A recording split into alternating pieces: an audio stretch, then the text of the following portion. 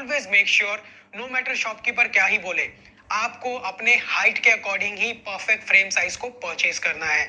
अब perfect frame size आप अपने लिए कैसे देख सकते हो? जो भी आपका बजट है, जिस भी बाइक को आपने सेलेक्ट किया है, जिस भी ब्रांड को आपने सेलेक्ट किया है, उस ब्रांड की वेबसाइट पे जाइए। वहां पे आपको साइजिंग का इंफॉर्मेशन मिलता है। उस साइजिंग के इंफॉर्मेशन को चेक करके आपके हाइट के अकॉर्डिंग जो सबसे बेस्ट फ्रेम साइज है, आप उस फ्रेम साइज को चूज कीजिए। अगर आप ऑनलाइन परचेज कर रहे हो तो ये चीज का आपका ख्याल रखना पड़ेगा। And if you are going to a local bike shop, always make sure कि आप अपने हाइट के अकॉर्डिंग ही एक्यूरेट फ्रेम साइज को परचेज करिए। बहुत सारे ऐसे शॉपकीपर्स हैं जो जेन्युइनली इंटरेस्टेड होते हैं अपने कस्टमर्स की हेल्प करने में, बट वहीं पे कुछ शॉपकीपर्स ऐसे भी होते हैं जिनको अपना पुराना जो लॉट होता है, स्टॉक होता है, वो निकालना होता है और वो आपको कुछ भी चिपका के बस उसको निकालने में रहते हैं। तो ऐसे शॉप से दूर रहना। जेन्युइन जो शॉपकीपर्स है ना, उनके पास जाके accurate frame size always make sure करना। नंबर 2, क्या व्हील साइज मैटर करता है जब हम नई साइकिल को खरीदने के लिए जाएं या कोई भी साइकिल खरीदे? वेल, अगर आप देखोगे तो व्हील साइज आपको डिफरेंट तरीके के मिलते हैं, राइट? अगर आप हाइब्रिड बाइक्स लेते हो तो 700C में ही आते हैं। वहीं पे जो MTBs है वो 26, 27 एंड 29ers में आती है। जनरली अभी के टाइम पे 26 ना लेना ही सबसे ज्यादा बेटर है। 27 एंड 29er जो व्हील सेट्स हैं ये काफी अच्छे हैं। जो 27.5 के व्हील सेट्स होते हैं ये कंट्रोल में बहुत अच्छा होते हैं, ट्रेल राइडिंग में भी काफी मजा आता है, कंट्रोल काफी अच्छा मिलता है। जो 29er के व्हील सेट्स होते हैं इनका रोलिंग काफी अच्छा होता है, ट्रेल्स के ऊपर भी एज वेल एज रोड के ऊपर भी। बट व्हील साइज कभी भी ये मैटर नहीं करता है कि बाइक आपको कितना ज्यादा सूटेबल होगी। 29er व्हील सेट्स के साथ अगर आपको साइज स्मॉल फ्रेम फिट आता है, तो अगर आप उसमें मीडियम फ्रेम साइज लोगे तो आपको बिल्कुल भी फिट नहीं होगा। आपके बार बार प्राइवेट एरिया में या फिर आपके ग्रॉइन एरिया में आपका फ्रेम लगता रहेगा। तो इसीलिए हमेशा मेक श्योर करना कि परफेक्ट साइज का फ्रेम एंड आपके हाइट के अकॉर्डिंग ही जो व्हील सेट्स होता है उसको आप चूज कीजिए, जिसको हम लोग कई बार कहते हैं साइज फिट मेथड, जिसको आजकल बहुत सारे ब्रांड्स जो हैं वो प्रेफर भी करती है। Number 3, components. अब क्या कंपोनेंट्स मैटर करते हैं किसी भी बाइक को खरीदने के लिए? वेल, अगर मैं बोलूं यस मैटर भी करते हैं एंड नो मैटर नहीं भी करते हैं। यस मैटर क्यों करते हैं? कई बार मैंने ऐसा देखा है कि जो ब्रांड है वो वेबसाइट पे कुछ और कंपोनेंट दिखा रहा है कि मैं आपको ये वाला कंपोनेंट दे रहा हूं, बट इन रियलिटी जब आप उस साइकिल को खरीदते हो आपको कंपोनेंट्स कुछ और ही मिल जाता है। डू यू अंडरस्टैंड मैं क्या बोलने की कोशिश कर रहा हूँ? ब्रांड वेबसाइट पे कुछ और कह रही है कि मैं आपको रॉक शॉक्स दे रहा हूँ, मैं आपको फलाना दे रहा हूँ, बट आपको स्टोर पे जाने के बाद मिल रहा है सनटूर और शॉपकीपर आपको कह रहा है कि ये लेटेस्ट मॉडल है जिसमें चेंज हो गया है। तो ऐसा कई बार नहीं होता है बॉस। कभी भी खरीदने के लिए जाओगे, कोई भी ब्रांड का बाइक चूज करो, ऑलवेज उसके वेबसाइट पर जाकर उसके कंपोनेंट्स को पूरा अच्छे तरीके से देख लो, उस पेज को सेव कर दो, स्क्रीनशॉट ले लो एंड देन उस साइकिल को शॉप पे जाके आप चेक करो कि सारे कंपोनेंट्स एक्यूरेट है या नहीं है। क्योंकि अगर ब्रांड कुछ भी चीजें चेंज करती है ना तो उसको वेबसाइट पे सबसे पहले अपडेट कर देती है। एंड टू बी ऑनेस्ट, मैंने ऐसे कई ब्रांड्स को देखे हैं जिनके वेबसाइट पे चेंज नहीं होता है कुछ भी। वेबसाइट पे लिखा रहता है मैं आपको रॉक शॉक्स रिकॉन दे रहा हूँ, बट पीछे से आपको कुछ और ही चिपका दिया जाता है। But as a user and as a investor जो आप अपना पैसा लगा रहे हो साइकिल खरीदने में, ब्रांड की वेबसाइट अच्छे से चेक करो, सारे कंपोनेंट्स को अच्छे से चेक करो एंड देन अगर आप शॉप से लेते हो तो शॉप पे अच्छे तरीके से वेरीफाई करके ही खरीदना। इवन दी पार्ट नंबर या फिर मॉडल जो होता है ना पार्ट्स का, वो भी चेक कर लेना। Number 4, use case scenario. अब यूज केस सिनारियो क्या हो गया भाई? ऐसा कि साइकिल में यूज केस सिनारियो क्या है?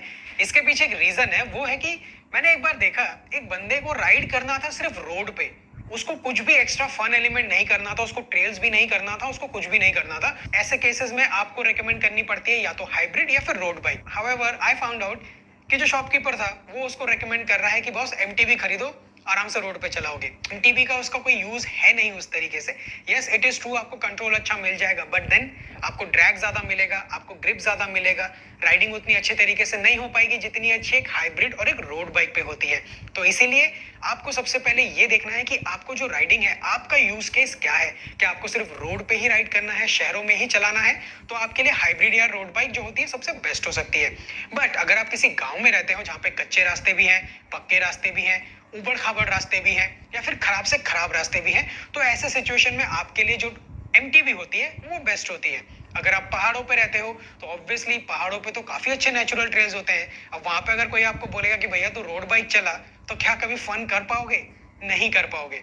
तो ऑलवेज मेक श्योर अपने यूज के सिनारियो के अकॉर्डिंग ही आप बाइक को सेलेक्ट कीजिए। फ्यूचर अपग्रेडिंग कैपेबिलिटीज, जब भी न्यू साइकिल को परचेस करने के लिए जाओगे ना, अगर आपका बजट अलाउ करता है तो एक ऐसा बाइक ही आप परचेस करो जिसको आप फ्यूचर में भी अपग्रेड कर सको। फॉर एन एग्जाम्पल, अगर आप एक कैसेट सिस्टम के साथ बाइक को परचेस करते हो ना, जिसमें कैसेट लगा हुआ है विद कैसेट वाला हब, तो उसको आप फ्यूचर में 1/11 या फिर 11 स्पीड तक काफी इजीली अपग्रेड कर सकते हो।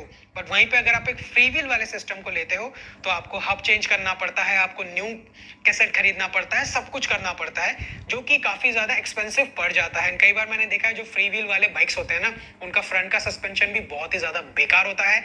कई बार तो क्विक रिलीज क्लैंप के साथ भी नहीं आता है, नट लगा हुआ होता है। तो ऐसी चीजों में फ्यूचर अपग्रेडेबिलिटीज ना काफी ज्यादा रेस्ट्रिक्टेड हो जाती है एंड फिर आप उसको अपग्रेड भी नहीं करते हो बिकॉज कॉस्ट बहुत ज्यादा बढ़ जाता है।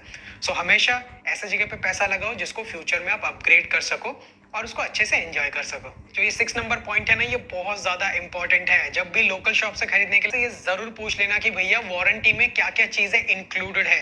कई बार मैंने देखा है लोग कहते हैं कि मेरे को कंपनी ने बोला है कि 1 साल की वारंटी है, मेरा तो फोर्क टूट गया, पर अब वो मेरे को वारंटी नहीं दे रही है। यस, बिल्कुल नहीं देगी बिकॉज वो जो फोर्क है वो वारंटी पीरियड में नहीं आता है। So before you by any bike, कोई भी न्यू बाइक खरीदने से पहले अच्छे से क्लियर कर लीजिए कि वारंटी पीरियड में क्या क्या चीजें कवर होंगी और क्या क्या चीजें कवर नहीं होंगी।